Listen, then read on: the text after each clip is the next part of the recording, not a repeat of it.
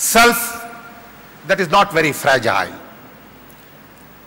Self that respects whole lot of diversity. In the process of building this self, leader has to recognize that it is very complex process that cannot be managed by an individual. An individual would require whole ecosystem of his or her own. In that ecosystem, you need to build relationships with all kinds of people. When I look at my own little world, I realize that as an engineer, it was not very possible for me to do the kind of things I was dreaming about. So I needed in my own ecosystem economist, psychiatrist, psychologist, mathematician, team builder, because I had to learn all of these things as I went along. Also knowing the fact that at times, at this level of leadership, it is pretty lonely, sometimes very frightening. And if you don't have the kind of close relationships with group of people, it is hard to accomplish a very complex task. I have constantly focused on technology as the tool. That has been my background. I firmly believe that technology is a great social leveler, second only to death. Technology puts two unequal human beings on equal footing. In particular, recognizing the fact that technology is all about problem solving. Technology is not something fancy, exotic, urban, elite, intimidating, sexy.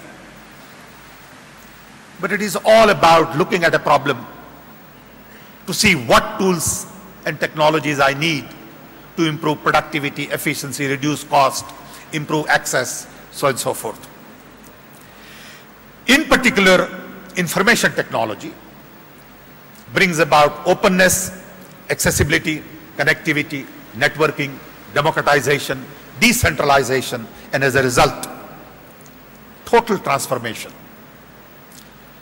Leadership in the 21st century is going to be very different from the leadership in the 20th century. Leadership of the 20th century focused on command and control.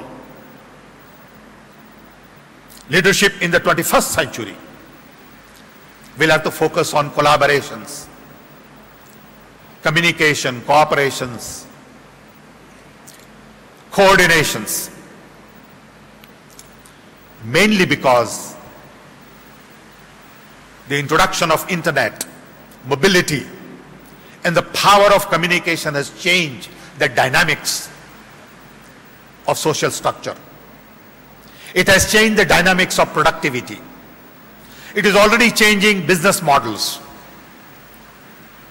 What made sense 20 years ago don't make sense anymore. Take, for example, education. When we think of education today, we automatically think of duster, blackboard, chalk, teacher, textbook, grades, exams, certificate. This is how I learned 60 years ago. Children don't learn like this anymore. Tools are very different. As a result, the role of the teacher is going to change completely to that of one who creates content and delivers content, to that of a mentor. I have a young niece, my sister's daughter's daughter in the US, 6-year-old. Few months ago, she told me that she did a white paper on Lady Doctor. And I was puzzled. I said, 6-year-old, I thought you can't even read. How could you do white paper? So I asked her. She said, look, all my doctors are male doctors. So I asked my mother one day, how come everybody is male? My dentist is male, my other doctor is male, the fellow gives immunization is male. So my mother said, I don't know. So she said, I decided to Google. So the 6-year-old went on to Googling and learned that there was a lady doctor in America, first one called Elizabeth, and she got interested in Elizabeth. She Googled some more, and she learned a whole lot of things about Elizabeth, and then she decided to do a white paper. When this kid goes to school, teacher is going to think in the old paradigm and will start teaching her how to write ABCD. And this kid is going to say, I'm not interested. I don't learn the way you teach me. I will reject you. This is the power of new information network. Learning paradigms have changed. Organizational paradigms have changed. Shopping paradigm is changing. Banking paradigm will change. I believe everything we do today is essentially obsolete. Everything.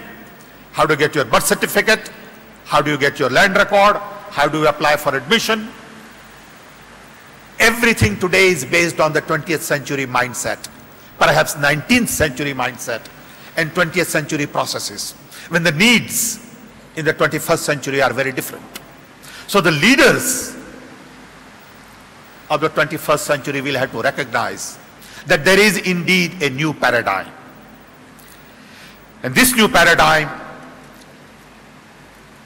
is going to be very different from the paradigm that we respect today, which is essentially based on the US model of consumption.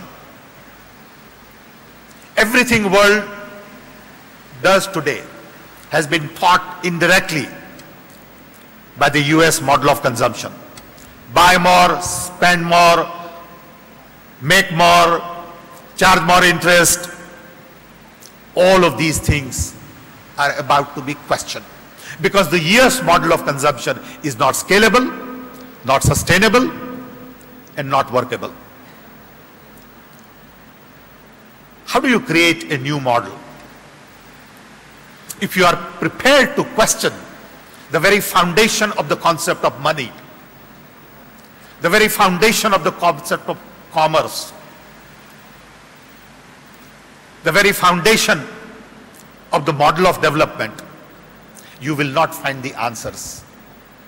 And I think in 21st century, these are going to be the questions that we will begin to ask, that leaders will have to begin to ask. Look at the climate change. The entire global agenda on climate change is based on old economy. And you really need to connect climate change with the new financial order, with new developmental paradigm, and with whole new set of technologies underlying. And then you will create the real needs of the 21st century. All of these things will require a different kind of leadership. Leadership that believes in democracy, diversity, new values, and essentially develops systematically 7 minds: disciplined mind,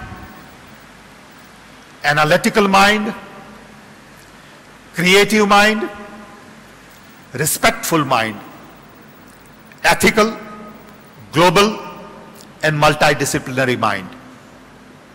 If you cannot develop these 7 faculties, you won't be able to deal